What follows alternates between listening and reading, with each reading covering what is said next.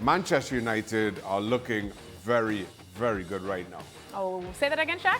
No, move on. All right, well, these are the match stats then after the game. Don, let me come to you first. As Shaka just said, Manchester United, 3 in a row and looking very, I think he's used 2 verys, very, very good.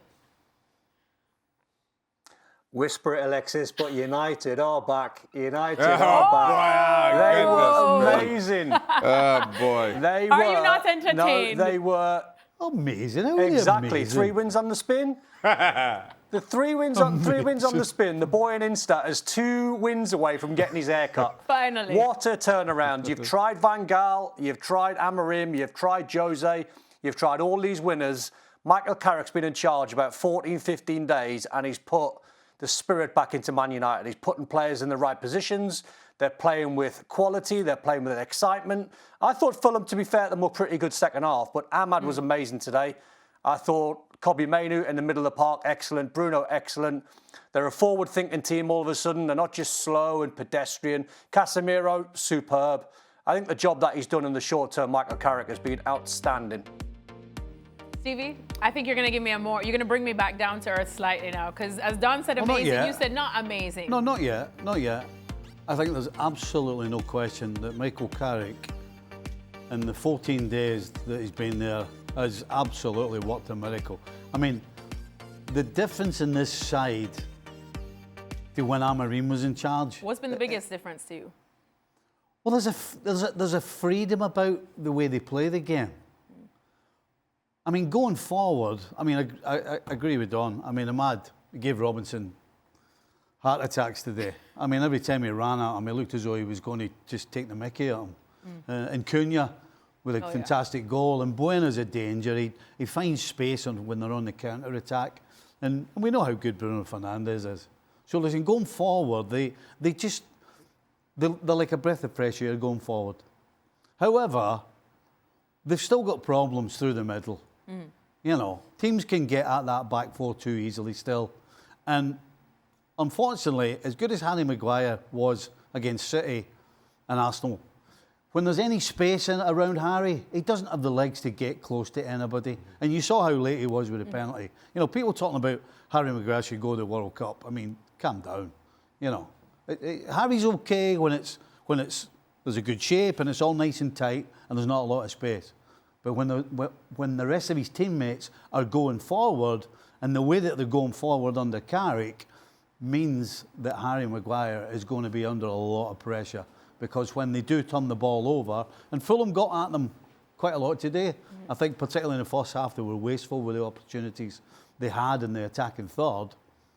But yeah, going forward, Man United, breath of fresh air. But they still got problems defensively through the middle of the park and that back line. And Shaka, you pointed out those very problems, because you said, how is Raul Jimenez just allowed to run right into the box like that? Of the back of Dalot. And to Stevie's point, while you could criticise Maguire and his lack of pace, I don't think that's come as anything of a secret. You've got Dalot out on that right-hand side. One responsibility is Raul Jimenez, who he just allows to drift in behind him, and Maguire now has to try and make up that space. And I thought that was really poor from Dalot in particular. And I know Harry Maguire will get criticised for it, but I thought that was really poor on Dalot.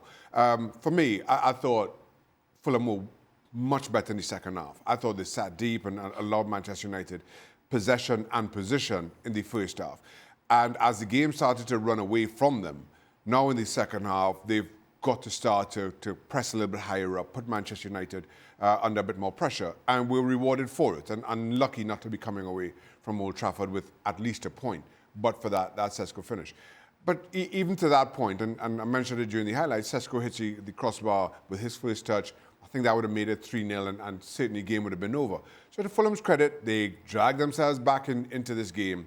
But I think the bigger story here is Manchester United. It's one thing about being motivated to play against Arsenal and Manchester City. It's another at home to Fulham. And we all said, as good as results as those two were, it's what you do with those results that counts. Manchester United dropped points here. We would be critical, and rightly so.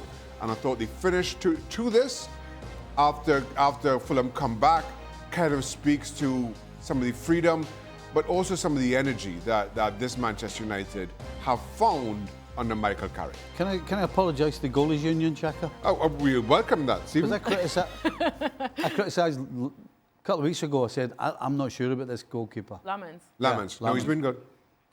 But today he had 2 big saves. He had a great save at 0-0, Yeah. a reflex save, and then he had one in the second half as well. So yeah. Lamans I has been- apologise to the goalkeepers union. I will forward your message, Stephen. It'll be him? well received. Do you remember Thank his first name, Stevie? How to pronounce his first name? Who? Lamans? No. Lamb. Lamans, no, it is not a done. clue. All right, in the race for top 4, done. We've got Manchester United currently in 4th, Chelsea in 5th, and then Liverpool in 6th. Who gets your pick? Who gets that top 4 spot? Well, it'll be top 5 because the coefficient's strong and it's more or less done. There's no one else in Europe that's going to outperform the Premier League side, so it will be top 5 that gets it. So I think in that straight fight, I think you're looking at Chelsea, Man U, and Liverpool. I think Villa might have a little wobble. Bad loss for them today. They might have a little wobble. I think they've got enough to finish in the top 3. So the 3 sides that I mentioned, they're going for 2 places. So it's all on between the 3. So Didn't answer your question at all so there, who's Don. getting left out, Don? Yeah. I mean, United should make it on the probability that they've got no other games to play for. I mean, it's like Antonio Conte winning the league with Napoli last year with no European football. Man U have got no games. They just play every single Saturday or every week. So you're getting 6 days rest after every game. So just going off piece slightly, I'll come to the answer in a minute. It just goes to show how bad of a manager Amorim was to not play the players in the right system, not to see that Ahmad's not a wing-back, how to see that Bruno Fernandes is not a number 8, not to see that Kobbie Mainoo's a number 8 and Bruno Fernandes is a number 10. I think you're looking, odds-wise, I think percentages-wise, I think you're looking a straight fight between Man U and Liverpool, so a 50-50. 50-50. boy. Don, just give us one. So Liverpool missed out. That's what you're saying. I can't trust Liverpool. All right, so Liverpool missed out in Don's eyes. I'm not sure, though. He said he was going to answer the question. We waited all last We got time. another 50-50. I'm going to sit on defence here. Right on defence. I know he's feeling about Liverpool there. You can't trust Liverpool. I think Manchester United finishing top 5. I then think it comes down to a fight between Liverpool and Chelsea. Right now, I'm leaning Liverpool with one huge caveat. That caveat being Florian Wirtz continues to be as good as we've seen him over recent weeks. If he's anything like early season Florian Wirtz, Liverpool miss out.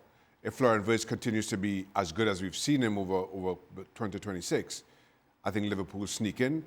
The only downside to that is we will not hear the end of it from Jan Fjordov. No, we He won't. will be incessant.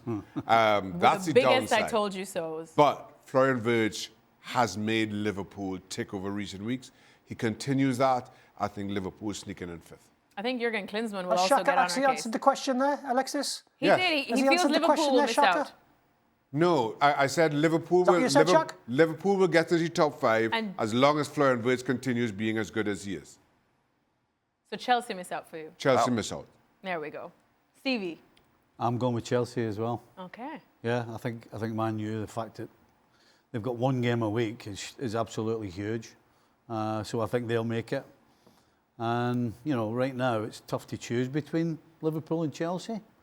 Are you going with your heart? But I'm going to go with Ekitike and the resurgence of Wirtz. And think that Liverpool can't defend as badly as they have done all season for the rest of the season. So I'm afraid I think Chelsea miss out.